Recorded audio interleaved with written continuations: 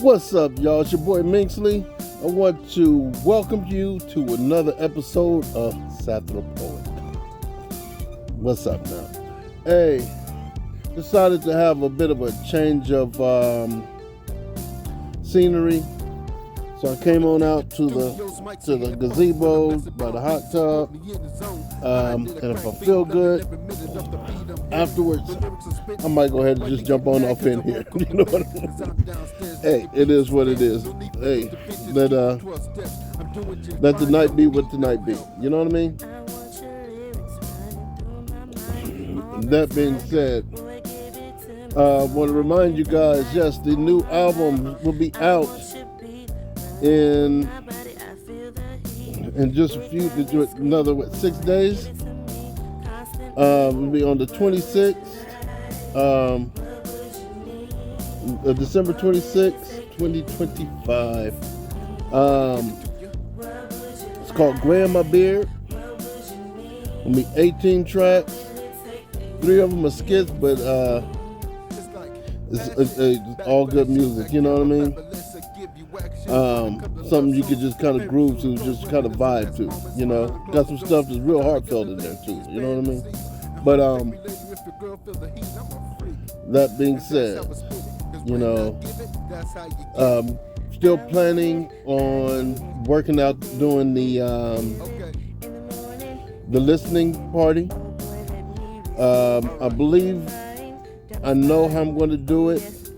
I'm going to have 4 different times. I'm going to have the YouTube one, then going to do the next one on like Facebook, then Instagram and TikTok. I'm gonna figure all that out, and I'm gonna give that to y'all before the time comes. And this wind's trying to kick up now that I came up out here. You know what I mean? Come on now. But it is what it is. We still gonna do us. You know, but we're gonna have the listening party on all 4 platforms, and they're just gonna have to be on their own particular time. So that day is gonna be one busy day for me. I want to take a minute to say happy birthday to my son, Jonathan Shafleur Allen Jr. Turned 18, December 20th. Happy birthday to my grandmother. And happy birthday to my cousin Faye. I love all 3 of you. And I really hope that you guys really enjoy your day.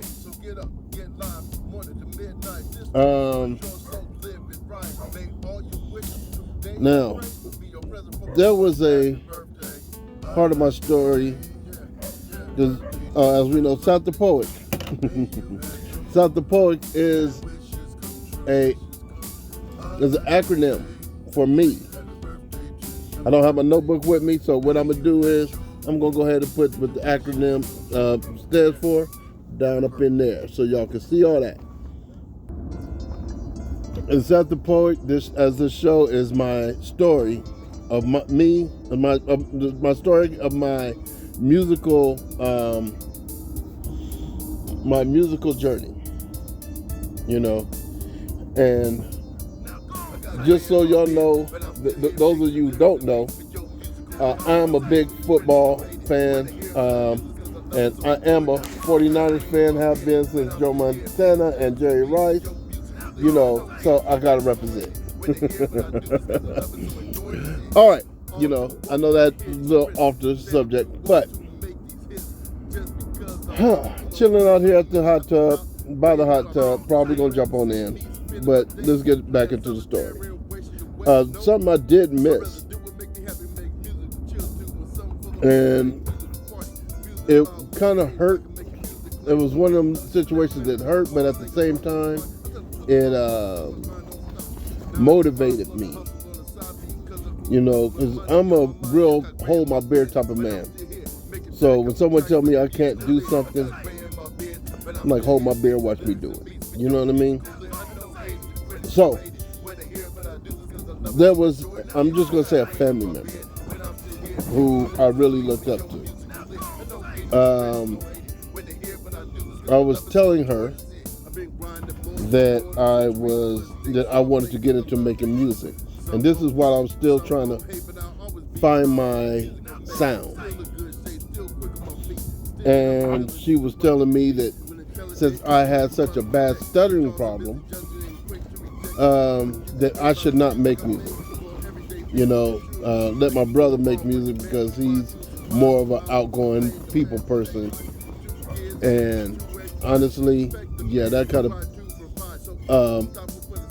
hurt your boy pride a little bit, but at the same time, it kind of motivated me to really get out here and do my thing and, prove to the world that even with a stuttering problem, I would be able to overcome, and I would be able to actually have some kind of success. Which 5 albums, being on TV, doing numerous shows. You know what? I think that says that I overcame. You know what I mean? Okay. Now, when we left off was that me working. I finished up my first album. My grandmother paid for my copyright. Thank you, Grandma, again. I love you. Happy birthday. I love you. And I started working on my second album. So, yeah, I did move into the Georgia Estates, which was a property I was working at the time, doing apartment maintenance. And I started doing my second album there. And while I was working on my album at that time, I started working for a plumbing company called California Plumbing and Router, CPR. And the owner of the company, his name was Jimmy. Older white dude, really cool dude, kind of chill. And he kind of walked in on me when I really didn't have much to do, and I was writing. And he asked me what I was doing. So I told him I was writing songs. So, he said he was interested in it. So I had a CD that with some songs I was working on. And I let him use it so he can listen to it and tell me what he thinks. So Jimmy, I remember a few, like 2 or 3 days later, I was in the back of the shop, outside in the back of the shop, and I was fixing what they call a junior jetter machine. Jimmy comes out and he says, "Well, I listened to your CD, and honestly," he said, "I like it, but I want to give you a critique." Well, okay, well, Jimmy, I'm listening, He says, "Well, I noticed that you have a lot of integrity in your music. You also have a lot of integrity in your work. So, that just shows that the integrity is very important to you." Yeah. And he said, "Well, the one thing I can tell you is that in order to succeed, well, he told me integrity is a good thing because it builds trust in the people that you deal with. But at the same time, integrity, at the same time, you have to be able to set your integrity aside to be able to succeed in business. Which is just not my get down. I believe in having integrity at all points. But he goes on to say that the music business is a very scandalous business to start with, which is very true. And he wasn't lying, and I've seen that myself. So he says that with the no matter what the genre is, the music business is a very scandalous business in itself.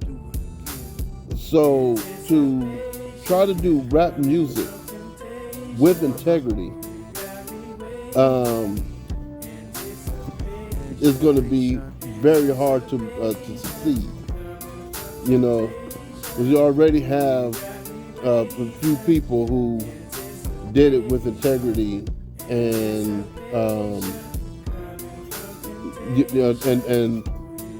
but that was in the past. You have artists like MC Hammer. You have people like LL Cool J or Will Smith, who don't where either very little to no profanity, and then here I am doing that, but also with no samples in my beats. I make all my beats by hand myself.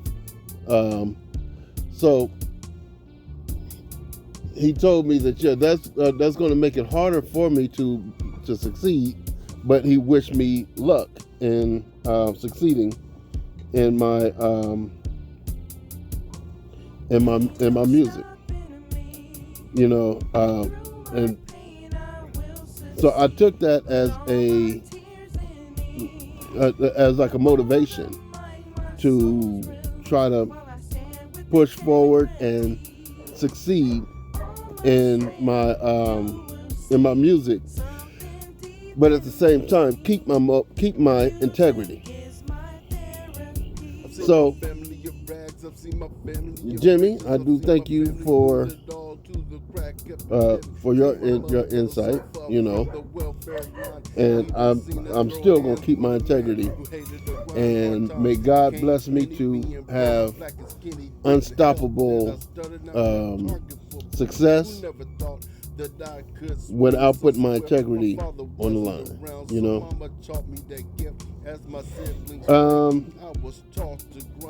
I ended up doing work for a pastor named oh my goodness, Tommy Morrow, and I ended up living on some of his property as well, because I moved out of the door jails because it was getting real crazy over there, and so I ended up moving onto a property that Pastor Tommy Morrow owned, and just moved on with life from there, and that's where the first property I was living in, Rialto, that's where I ended up doing the song Baby Girl. I was already working on the album, and I did the song Baby Girl, and when I recorded the song, I made the beat, which my studio was in the dining room. I made the beat. I went and got my daughter, which she was 1 year old at the time. I sat her on the table, and I recorded my vocals. Well, my daughter was right there in front of me, like I was speaking to my baby girl. You know what I mean? And it was beautiful. It was really nice. So if you listen to the song, you can hear sounds of the baby in the background. She was literally right there in front of me when I recorded that song. Then I moved from one property to another property. It was still in Rialto, but now I had a place where there was a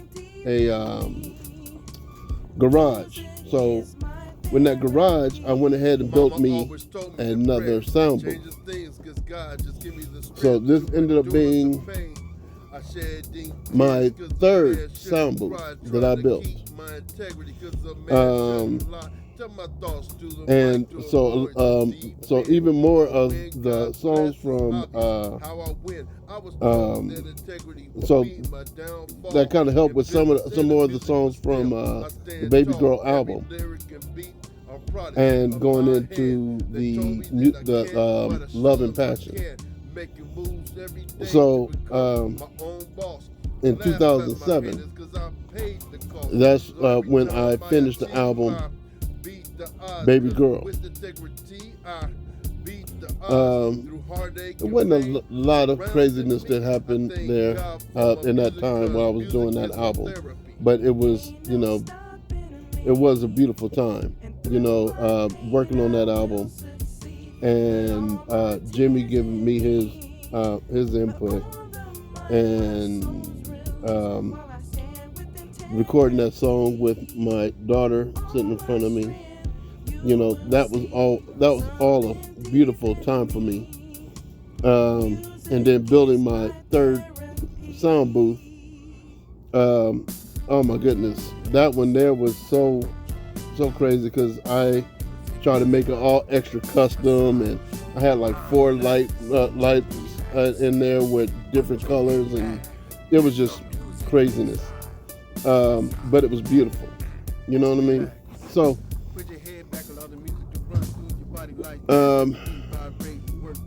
I finished the second album, and I released it in 2007.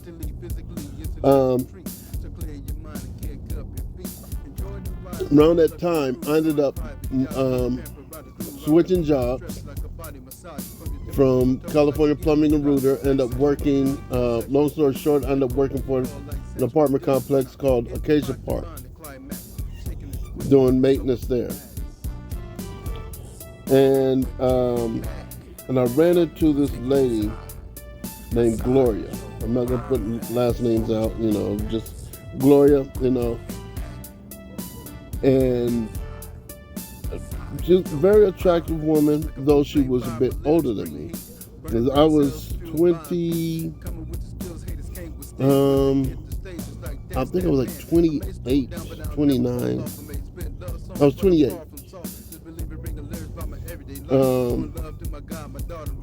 So I met Gloria, because she lived on the property, and she was telling me how she used to manage groups. So I was telling her how I make music, and we chopped it up about the music, and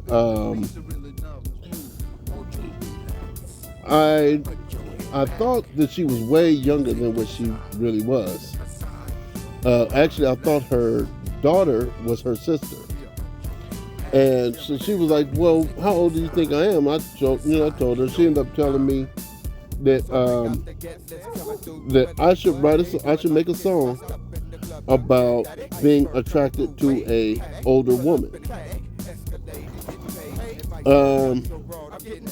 And I went home, and I think it took about 3-4 days to actually made the first version of the song, Over 40. And I took it to her because I really wanted to get Gloria to manage me, because I got product, but I didn't have any. I didn't know how to market it or push it, So I felt it'd be better to have somebody who knows what they're doing to help me to do so. So I took the CD to her, let her listen to it, and she loved it.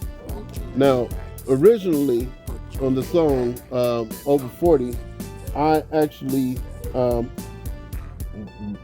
rapped the chorus instead of having somebody sing it, because I didn't have nobody to sing it at the time. So I rapped the chorus, and that's the version she heard, and she loved it.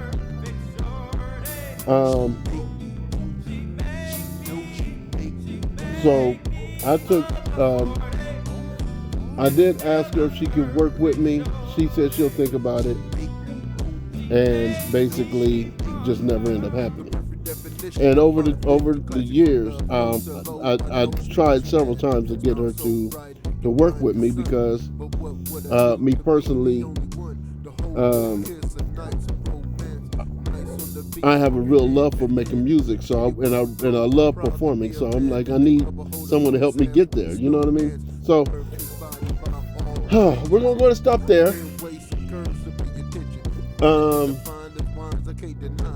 And like I said, remember on December the 26th, the fifth album will be out called Gray in My Beard. It'll be on all streaming platforms, on Pandora, Spotify, Apple Music, on Amazon Music, wherever you listen to music at, it's there. If you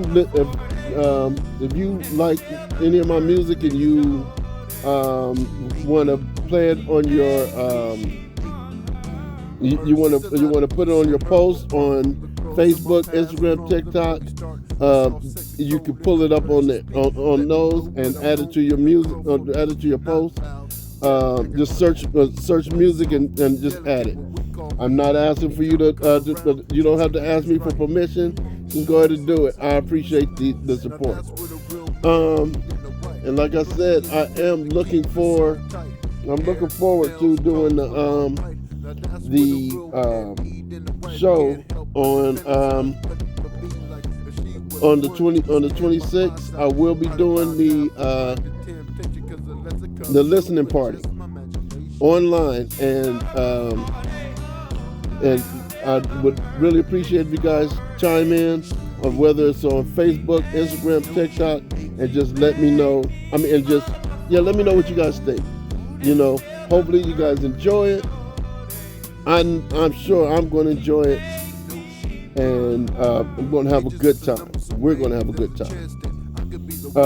Remember to like, share, get in the comments. Tell me what y'all think about the show. Tell me what you guys think about my about the music that's out there already. Some of the new songs have been playing in the background on the show. So check those out. Tell me what you think. Remember, the new album is Gray in My Beard. Okay? I'll holler at you later. I love you. Bye.